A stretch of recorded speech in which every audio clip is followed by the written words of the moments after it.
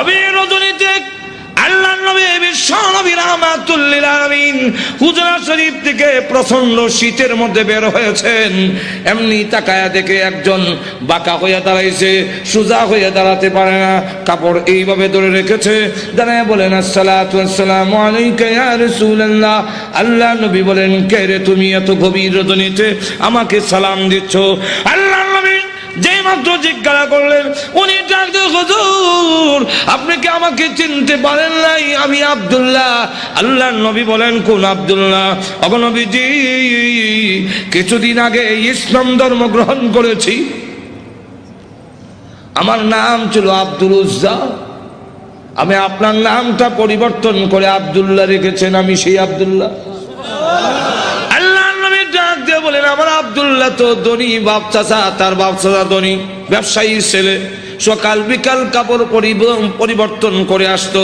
আজকে তো দেখা যায় গায়ে কাপড় নাই, একটা কাপড়ের টুকরা পরিধান করা, সোজা হয়ে দাঁড়াতে পারে না, তার লজ্জাস্থান খালি হয়ে যায়, হাত দিয়ে ধরে রাখছে কোন রকমে কাপড়ের টুকরা। আল্লাহর নবী বলেন, আমার আব্দুল্লাহর এই অবস্থা কেন?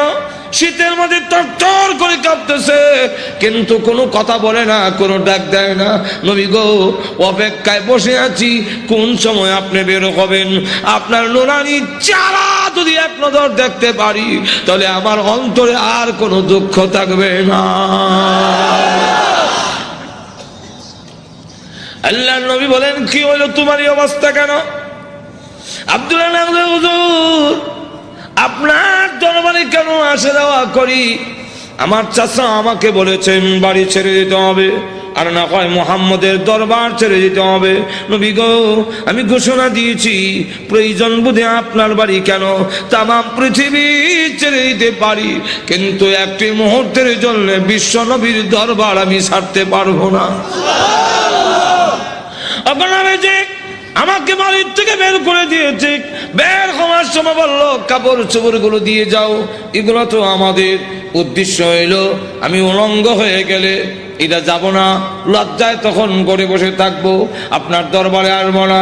আমি তখন আমার চাচাকে জানিয়ে দিলাম, ওগো চাচা, কাপড় হারাতে পারি, ইজ্জত সম্মান হারাতে পারি, আমি সর্বহারা হতে পারি, কিন্তু আল্লাহর কসম ঈমান হারা এক মুহূর্তের জন্য হতে পারবো না। আজকে যদি শরমের আর ইজ্জতের বয়ে কাপড়ের জন্য আমি ঈমান হারা হয়ে যাই, মৃত্যুর পরে কবর থেকে উলঙ্গ হয়ে আল্লাহর দরবারে উঠব, উলঙ্গ অবস্থায় জাহান্নামের মধ্যে দেওয়া হবে। ওগো আল্লাহর নবী, আমার কাপড় চোপড় গুলো রেখে দিয়েছি। আমি আমার মার সামনে দাঁড়িয়ে বললাম, মা গো, ও মা, একটা কাপড় দেন না, আমি আমার লজ্জাস্থান রেখে বিশ্ব নবীর দরবারে যাব। ওগো মা, একটা নজর যদি আল্লাহর নবীকে দেখতে পারি, তাহলে আমার মনে আর কোনো ব্যথা থাকবে না। এই বলে হুজুর আমার মা একটা কাপড় দিয়েছেন, কোন রকমের লজ্জাস্থান রেখে আপনার হুজুরের সামনে এসে বসে আছি। কোন সময় আপনি বের হবেন, আপনার চেহারা মুবারক একটা নজর দেখার জন্য বসে আছি। নবীজি তার করুণ কাহিনী শুনে বিশ্ব নবী পর্যন্ত চোখের পানি রাখতে পারলেন। আল্লাহ নবী ডাক দিয়ে বলেন, আব্দুল্লাহ, আমার ঘরে আয়, হুজুরের শরীফে আয়, এই নে আমার ব্যবহারের দুইখান কাপড় তোরে দান করলাম। নবীজির দুইখানা কাপড়, ব্যবহারের কাপড়ের দাম আছে না নাই? এরপর থেকে আব্দুল্লাহ জুল বাগাদাইন হয়ে গেল। খালি আব্দুল্লাহ না, এমন টাইটেল লাগছে। আল্লাহ নবী একজন, আব্দুল্লাহ বল, তোর কোন আকাঙ্ক্ষা আছে নি? আব্দুল্লাহ হুজুর, দুনিয়ার কোনো আকাঙ্ক্ষা নাই, আপনার কাছে আমার একটা দরখাস্ত। ওগো নবীজি, আপনি বলেছেন শাহাদাতের মরণ হইলে মরণের কষ্ট হয় না, আপনি বলেছেন শাহাদাতের মরণ হইলে কবর গেলে মুনকার নাকির আসে না, আপনি বলেছেন শহীদ হয়ে মরলে কিয়ামতের মাঠে কোনো হিসাব কিতাব হবে না, বিনা হিসাবে জান্নাতে যাবে। তাই আমার দরখাস্ত, ওগো নবীজি আপনি আল্লাহর কাছে বলুন আমার শাহাদাতের কামনা যেন মহান আল্লাহ কবুল করে নেন। নবীজি দোয়া করে দিলেন, দোয়া রসুলের দোয়া, হাত উঠাইতে দেরি আর তো কবুল হইতে। আল্লাহ নবী বিশ্ব নবী রাহমাতুল লিল আলামিন দোয়া করে দিলেন। এখন আব্দুল্লাহর জন্য দোয়া কেমন কবুল হয়ে গেছে। তবুকের যুদ্ধে গেলেন, কিন্তু তবুকের যুদ্ধটা হইল না, ফিরে আসবেন। আব্দুল্লাহ রাস্তার মধ্যে অসুস্থ হয়ে গেলেন, সেখানে তিনি ইন্তেকাল করলেন। আল্লাহ নবী ঘোষণা দিয়েছেন, আল্লাহর রাস্তায় যখন মানুষ বের হয়ে যায়, রাস্তায় মারা গেল শাহাদাতের সওয়াব তাকে দেওয়া হয়। আমার আব্দুল্লাহকে গোসল দাও, কাফন পরাও, আমি নিজে জানাজার নামাজ পড়াবো। নবীজি নিজে জানাজার নামাজ পড়াইয়া লাশ যখন কবরের দিকে নিয়ে যায়, নবীজি পিছনে পিছনে যায়। কবরের পার গেলে পড়ে ডাক দিয়ে বলেন, সাহাবীরা রে, কেউ কবরে নামবে না, আমি তার কবরে নামবো। নবীজি আব্দুল্লাহ রাদিয়াল্লাহু আনহুর কবরে নামে দুই কান হাত উপর দিকে বাড়ায় দিয়ে বলেন, রে আব্দুল্লাহ, সাহাবীরা দে লাশটা আমার হাতে দে। একটু জোরে কর না, দে আমার আব্দুল্লাহর লাশ আমার কোলে ছেড়ে দে। নবীজির কোলে ছেড়ে দিলে নবীজি এইভাবে লাশটা উপর দিকে উঠাইয়া আকাশের দিকে তাকাইয়া বলে, আল্লাহ আমি আব্দুল্লাহর প্রতি খুশি, তুমিও খুশি হয়ে যাও। আল্লাহ এখন আব্দুল্লাহর লাশটাকে আমার কোল থেকে তোমার রহমতের কোলে আমি স্থানান্তর করতে চাই। এই কথা শুনে সাহাবীরা গইরে কবর পার কান্না শুরু করেছেন। বিশেষ করে সাদ ইবনে আবি ওয়াক্কাস রাদিয়াল্লাহু আনহু ডাক দিয়ে বলে, মাটিতে গইরিয়া কান্না আর বলে, আব্দুল্লাহ রে, এই লাশটা তোর না হইয়া আমার যদি হতো রে, আমার ভাগ্য কত ভালো ছিল রে আব্দুল্লাহ, এই লাশ তোর না হইয়া আমার যদি হতো, যেখানে আল্লাহর নবী বলতেছেন, আল্লাহ আমি খুশি, মেহেরবানি করে তুমিও আমার আব্দুল্লাহর প্রতি খুশি হয়ে যাও। ভাইরা আমার, লক্ষ্য করে দেখুন, এইভাবে অনেক ঘটনা সারা রাত বললেও তো শেষ হবে না। এইভাবে বাড়ি ঘর ছেড়ে দিয়েছেন আল্লাহর দ্বীনের জন্য, ইসলামের জন্য, আল্লাহ নবীর জন্য। কিন্তু আবু লাহাবের ছেলে যেমন বাবা তেমন ছেলে উতবা আল্লাহ নবীর সামনে গিয়ে বলে, ওগো মুহাম্মদ, আপনার আল্লাহ টাল্লাহ এগুলো আমরা মানি না। আর তো জোরে কর না। আর নবীজির সামনে দাঁড়ায় বলে, আপনার দুই মেয়েকে তালাক দিলাম। নবীজির তাফসীরে মাযহারিতে লেখে, আল্লাহ নবীর উপরে হামলা করে টান দিয়ে জামা ছেড়ে ফেলেছে। নবীজি চোখের পানি ছেড়ে দিয়ে কাঁদলে, হ্যাঁ প্রভু, আমার জামা ছিঁড়েছে, এই জন্য আমি ব্যথা পাইনি। আমি কত আঘাত খাইলাম তোমার দ্বীনের জন্যে, তোমার জন্যে, তোমার দ্বীনের জন্যে যদি আমি কষ্ট পাই, আমার তেমন কষ্ট লাগে না। ও প্রভু, আমার মেয়েকে তালাক দিয়েছে, এই জন্য দুঃখ লাগে নাই, দুঃখ লেগেছে। আমার সামনে যদি তোমাকে কেউ অবজ্ঞা করে, তোমাকে অপমান করে, আমি রাসূল কখনো বরদাস্ত করতে পারি না। ভাইরা আমার, বাস্তবিকই যাদের ভিতরে ঈমান আছে, ঈমানদার কখনো দুনিয়ার সকল কিছু বরদাস্ত করতে পারে, কিন্তু আল্লাহ নবীকে অপমান করবে, এই পৃথিবীর কোন মুমিন কখনো বরদাস্ত করবে না। এর নামই হলো ঈমান। জোরে কোন ঠিক কিনা? আল্লাহর জন্য, আল্লাহর নবীর জন্য, আল্লাহর দ্বীনের জন্য মুমিন তার জীবন উৎসর্গ করতে পারে, কিন্তু আল্লাহর অবমাননা কখনো মুমিন বরদাস্ত করতে পারে না। আমার আল্লাহর নবী, আল্লাহর মহব্বত নবীর অন্তরে বেশি না কম?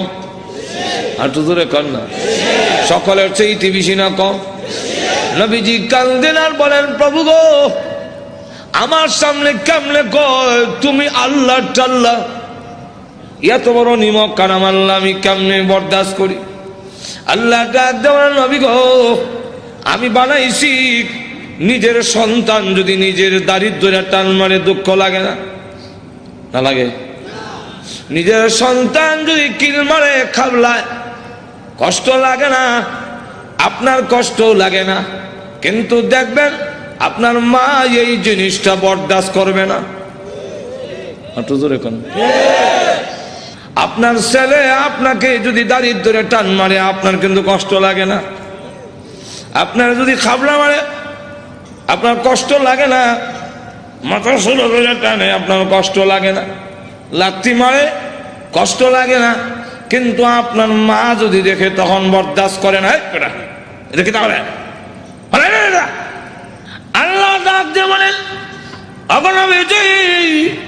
আমি বানাইছি মানুষ, এই মানুষ যদি আমার সাথে বিয়াদবি করে, আমাকে গালি দেয়, আমার বিরুদ্ধে বলে, এত আঘাত লাগে না, কিন্তু আমার নবীকে যদি কেউ কিছু কয় আমি আল্লাহ বরদাস্ত করি না।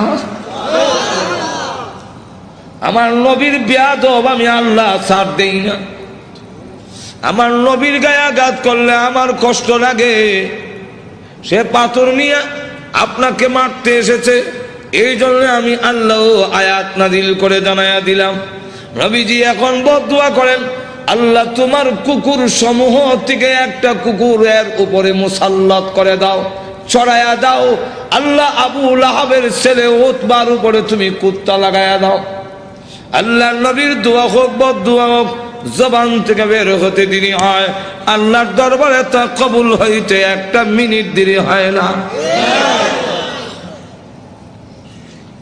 আর না হয় উমর যেখানে তরবারি নিয়ে গেলেন নবীকে মারার জন্য, ঘুরে গেল আর একদিকে, ঘরের কাছে গিয়ে শুনে, সামনে গিয়ে শুনলো যে তোমার বোনের জামাই মুসলমান হয়ে গেছে। সেখানে গিয়ে যখন ঘরের সামনে দাঁড়াইছে, শুনে ঘরের ভিতর থেকে কোরআনের আওয়াজ আসে। হ্যাঁ, কিসের আওয়াজ? আস্তে আস্তে পড়তেছে, আউযু বিল্লাহি মিনাশ শাইতানির রাজীম। উমরকে কি পড়ে কলজা দিছিল না? বিসমিল্লাহির রহমানির রহিম।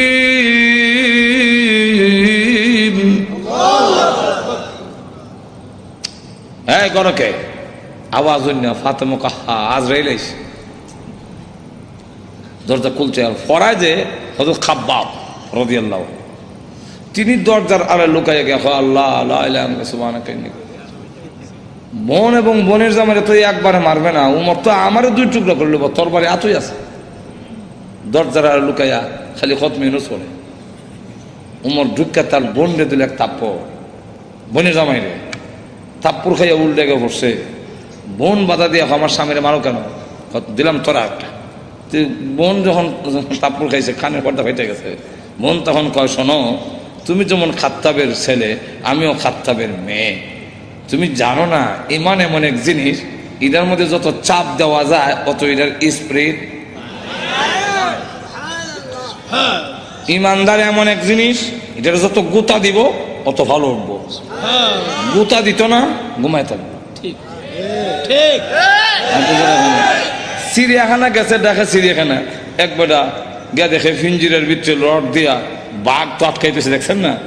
তো চিড়িয়াখানা এটা তো আর মুক্ত না, সে যেভাবে মুক্ত বড় ধরে খাইতো এভাবে তো খাইতে পারে না, সামান্য খাওয়ান ভাই সরে রয়েছে। তো ধর্ষণার্থী একজন দেখুন না, এক লোকটা কয়, এটা শুনছি বাঘ, এটা দিয়ে ছাগল। বাঘে না মানুষ দেখলে তর্জন গর্জন করে, এটা দিয়ে কিচ্ছু কয় না। তো দিছে সাথী দেব গুতা নিবেদন করছেন খাওয়ান ঠিক ভাই না করে রইছিলাম তোমার একটা গুড়া কিমরে কামড়া সিটি সেন্টার মোর গুতা দেশ করে জানোস না ভাগ গুতা দিলে ভালো উঠবো, যেমন গুতা দিছে এমনি কয় হাক হাক করে দেন খাইছে। এখন জুতা মুজা হাতে ফালাই এটা দিছে দোষ ধরে কোন ঠিক কিনা। ফাতেমা ডাক দেখো, ভাই তুমি যে আমার চট দিছে মনে করছো আমি বন্ধ হয়ে যাবো?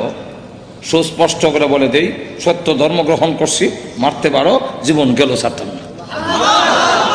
এখন কয় এই এটা নিয়ম। মানুষ যখন দিনের উপরে ইসলামের উপরে অটল অচল থাকে তখন তারা আল্লাহর সাহায্য আসে, আর যারা নির্যাতন করে হেরার দিলের মধ্যে আল্লাহ ডর ঢুকাইয়া দেয়। উমর কয়, ইয়া তো মারলাম তো সামলাইতাম পারি না, কি পড়ছি রে দেখো না, তোমাকে দেওয়া যাবে না। বলে কেন? এটা কোরআনের অংশ। ইন্নাহু লাকুরআনুন কারীম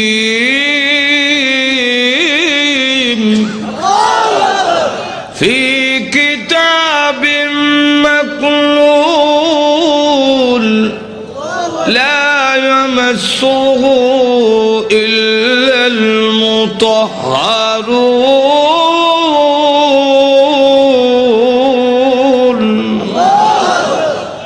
সম্মানিত কোরআন লোহে মাহফুজে সংরক্ষিত, এটা স্পর্শ করা যায় না অপবিত্র অবস্থায়। তখন কি করতে হবে? বলে গোসল করে আও, কাফেররা তো মুত্তা ফানি লয় না, তুমি মুত্তা পরিষ্কার হয়ে আও দিছে। এখন বেরাইছে কোরআন পড়ে, তাহা মা আনজালনা আলাইকাল কুরআনা লিতাশকা। পড়তে পড়তে যখন ওই আয়াত পর্যন্ত গেছে, ইন্নানি আনাল্লাহু লা ইলাহা ইল্লা আনা ফা'বুদনি।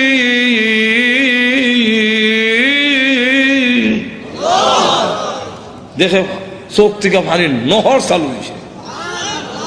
এমনি ডাক দেখা, বোন আমার মোহাম্মদের দরবারে নিয়ে আসল। তো পর্দার আড়ালে যিনি লুকাই আছিল দরজার আড়ালে, মনে আছে তো? ঘটনা কোনটা আমার উদ্দেশ্য না, ঘটনা হলে তো এইটার মধ্যে 1 ঘন্টা দেবো। ঘটনা হওয়া উদ্দেশ্য না, উদ্দেশ্য হইল ওই কথাটা বুঝে পেলে গা দরজার আড়াল থেকে এমনি কয় আর লুকাই থেকে লাভ নাই। এখন বুঝে লেছি উমর মারত না। তো সংবাদটা আমি আগে দিলাই, কারো সুসংবাদ আগে দিতে একটা মনের মধ্যে একটা আনন্দ পাওয়া যায়, তো আমি আগে দিলাই। এমনি দরজার বাইরে থেকে আড়াল থেকে বেরিয়ে কয়, হ্যাঁ মা, তাদেরকে কোরআন শরীফ আমি পড়াইছিলাম। আচ্ছা, তো আপনাকে সুসংবাদটা দেওয়ার জন্য বেরিয়েছে, কারণ লুকাই আসলাম। কি সুসংবাদ? বলে দারুল আরকাম, গোপন ঘাঁটি, যেখানে দিন প্রচার করা হয় লুকাই লুকাই এখান থেকে, যার নাম ছিল দারুল আরকাম। এই দারুল আরকামে গত রাত্রে আমি বিশ্ব নবীকে দোয়া করতে শুনছি। আল্লাহ রসুল বলছেন, আল্লাহুম্মা আইজ্জিল ইসলামা বি আহাদিল উমরাইন। আল্লাহ 2টা উমর থেকে একটা উমর ইসলামের ভিতরে এনে ইসলামের শক্তিশালী করে দাও। একটা হলো উমর ইবনুল খাত্তাব, আর একটা হলো উমর ইবনে হিশাম, যার টাইটেল হলো আবু জেহেল। আগে আসল আবুল হেকম, এরও নাম উমর, আর এই আমিরুল মুমিনিন উনার নামও উমর। আল্লাহ রসুল বলেন, এই 2টা উমর থেকে একটা উমর আমারে দাও। আল্লাহ রাব্বুল আলামিন মনে হয় গত রাত্রের রসুলের দোয়াটা তোমার বেলায় কবুল হয়ে গেছে। কথাটা বুঝছেন তো? রসুল দোয়া করতে দেরি হয়, বোধ দোয়া হোক এরকম। তো এই অবস্থায় দোয়া যখন বোধ দোয়া হোক আর দোয়া হোক কবুল হয়ে যায়, রসুল যখন কইয়া দিলেন কুকুর সমূহ থেকে একটা কুকুর সরাইয়া দাও, এখন দেখেন কি হয়। আবু লাহাবের ছেলে উতবা, সে সিরিয়ার থেকে ব্যবসায়ী কাফেলা নিয়ে আসতেছে। রাস্তার এক জায়গার মধ্যে বিশ্রামের জন্য তাদের গমের বস্তা, খেজুরের বস্তা তৈছে। এমনি দেখে পাহাড়ের টিলার মধ্যে একটা ভাগ বৈশা, খালি মাথা ঘুরাইয়া আবু লাহাবের ছেলে উতবারে ভালো করে দেখে, যেমন বোঝা যায় গোয়েন্দা অফিসার আসামি দেখতেছে। এমনি সে ডাক দিয়া কয়, ও আমার সাথীরা, বাঘ যেইভাবে আমার দিকে চায় এতে বোঝা যায় মুহাম্মদের বদদুয়া কবুল হয়ে গেছে। তো রসুল তো বলছিলেন কুকুর, এখন তো বাঘ, তো উল্টা দি না, উল্টা না, রসুল কুকুর দিয়া বাঘই বুঝাইছেন। হেরাও বুঝছে, এর কারণ রসুল বাঘ কইয়া কুকুর কইয়া কুত্তা বুঝাইলেন কেমনে? কুকুর মানে বাঘ, বাঘ মানে কুকুর, 2টার একটা মিল আছে। কি মিল? চতুষ্পদ জানোয়ারের মধ্যে কুত্তা হাও আলগি দিয়া পেশাব করে, আর বাঘও হাও আলগি দিয়া পেশাব করে। তাহলে মুতায় মুতায় 2টার একটা মিল আছে। হাইওয়াতুল হাইওয়ান নামক কিতাবের মধ্যে এই ইয়েটা দিচ্ছেন, কথা বুঝছেন? এখন আসুন, তাহলে দেখা গেল এই অবস্থায় সকলে কয়, আপনি আমাদের ছেলে, সর্দারের ছেলে, আপনার সিকিউরিটির ব্যবস্থা আমরা করবো। আপনি ভয় পাচ্ছেন কেন? সিকিউরিটি তারা করবো। সিকিউরিটি, কত সিকিউরিটি বন্দুক লয়ে খারাপ হিসেবে লোক নাই, মানুষ নাই, গেল এরকম বহুত ঘটনা। আটো জোর এখন না, গজব আসবার হইলে ফিরাইতে পারে না। এমন দেখা গেল সিকিউরিটি দিব, তখন তারা সব গমের বস্তা বুঝলেননি আর খেজুরের বস্তা একখানে একত্রিত করে একটা উঁচা পাহাড়ের টিলার মতো মানে সেখানে জায়গা করে দিয়ে বলেন আপনি সেখানে ঘুমান, আমরা নিচেরে ঘুমাবো। বাঘের নিয়ম হইল আগে যারে পায় তারে খায়, তা আমাদেরকে খেয়ে না মেরে খাবে, এর আগে তো না ঘুমান। মানুষ সব ঘুমাইছে, হ্যাঁ ও নাক ডাকা, যখন নাক ডাকা আরম্ভ হয়েছে বাঘে কয় আমার যাওয়ার টাইম হয়েছে। আল্লাহ যাইবার আগে গন্ধটা তোর নাক ফিট করে দেয়, এই গন্ধে যারে পাবি তারে ধরবি, উল্টা পাল্টা ধরিস না। বাঘ গিয়া যতদিক ঘুমাইছে সবটিকে চেক করে, কারণ প্রত্যেকের শরীরে আলাদা একটা ছোট সময় বাইসা যখন কোথায় গেঞ্জি রানরে আমার গেঞ্জি রানিচ্ছেন, তখন কোন গেঞ্জি আব্বার কোনটা বাইসা বুঝতাম কেমনি, আর নিলে থাপ্পর খাম উল্টা পাল্টা নিলে তো নাকও লাগাইতাম, নাকও লাগাই বুঝতাম এটা আব্বার গেঞ্জি, এটা বাইসার গেঞ্জি, গন্ধের শরীরে একটা গন্ধ আছে না। তো বাঘে গিয়ে সবচেয়ে চেক করে গন্ধ তো মিলে না, আমার আসামি কো মাথা ঘুরাই দেখে বস্তার ঘুরে একটা ঘুমায় নাক ডাকাইতেছে, তাহলে এটা দেখে ফেলি, লাভ দিয়া বস্তার উপর উঠছে, ওইটা নাক লাগাইতে পারে, এই যে আমার আসামি বলা হচ্ছে। নিচে নিয়া মাথা এখানে, পা এখানে, হাত এখানে, নারী বুড়ি এখানে, আলাদা আলাদা করিয়া মাছের ভাগার মতো ছড়াইয়া বাঘ আবার গিয়া টিলাত বৈশা পলক দৃষ্টিতে তাকে রয়েছে। এরা ঘুম থেকে উঠতে যখন চিৎকার দিবে আমি আনন্দ করব, আল্লাহ এবং নবীর দুশমনরে আমি খতম করেছি। এরা ঘুম থেকে সিকিউরিটি দিল, সিকিউরিটি আমাদের শেষ করে ফেলেছে, আমি করছি। আল্লাহ তখন আয়াত নাযিল করলেন, এই হলো শানে নজরুল, আয়াত নাযিল করে বলেন কুতিলাল ইনসানু মা আকফারাহু,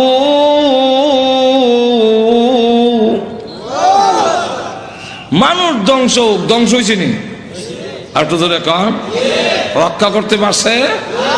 আপনি আমিও ধ্বংস হব মরণের সময়, কেউ আমাদের রক্ষা করতে, আর তো ধরে কম কাল্লা ইযা বালাগাতিত তারাকিয়া ওয়া কিলা মান রাক,